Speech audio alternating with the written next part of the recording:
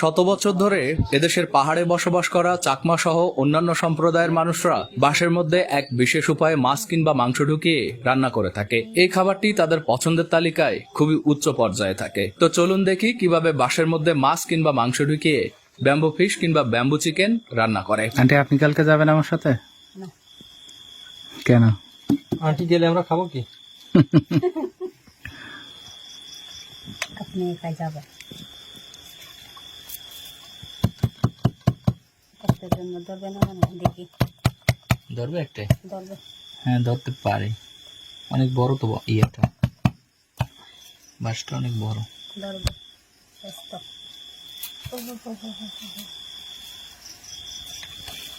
পাহাড়ে একটু পোকা টোকা থাকবে, স্বাভাবিক। তাকে মেলায় দেখে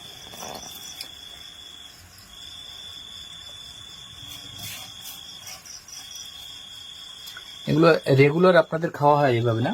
হ্যাঁ, শুধু মাছ মাংস না কেল, আমরা ওই কুচু পাতাও খাই। এমনি দেখছিতে রান্না করলে মজা না, সঙ্গাই রান্না করলে যে মজা, একবার খেতে খেলে আবার মন চাইবে খেতে। আচ্ছা, আমি দর্শকদের বলে দিচ্ছি।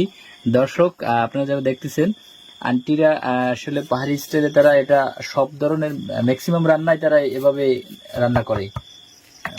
আর হাঁড়িতে মানে পাতিলে যেটা জানি আমরা নর্মাল ভাবে করে সেভাবে করে না, তাই তো? না, সবভাবেই করে। বেশিরভাগ এটা করে যখন মেহমান আসে। ও, মেহমান আসে। আর যখন বাড়িতে স্পেশাল ধরেন যে একটা মাছ ধরা পড়লো, হ্যাঁ। সেই মাছটা হলো আপনার কাপ্তাই লেক থেকে ধরেন যে ধরা পড়ছে সেটা। সঙ্গা সবসময় আমার কাছে সঙ্গা থাকে।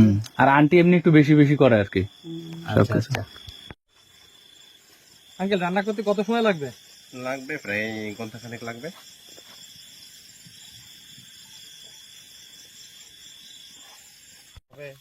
কোনোদিন খান নাই? না না, আমি খাই আজকে নাই, প্রথম? আজকে প্রথম। আঙ্কেল তো খাইছে কয়েকবার। হ্যাঁ, আঙ্কেল সেটা খাইছি।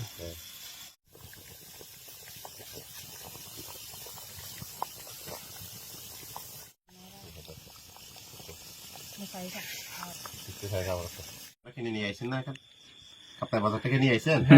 এই মাছটা এখন দেখেন।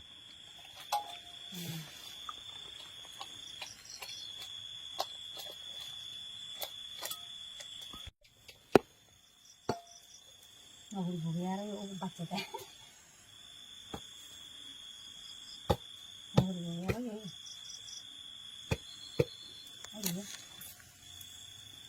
তোমাকে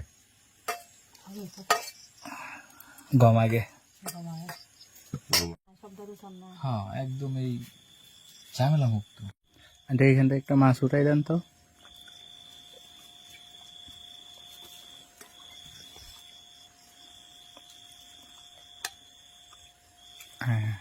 আরেকটা দিই। একটু ঝোল দেন। ঠিক আছে, ঠিক আছে, আর লাগবে না। যদি বেশিক্ষণ যদি আপনি কুমার মধ্যে যদি দেরি করে দেন, আমরা তো তাড়াহুড়া, এই যে খাটা মাটা গুলো সবগুলো নরম হয়ে যায়। জলও থাকবে না।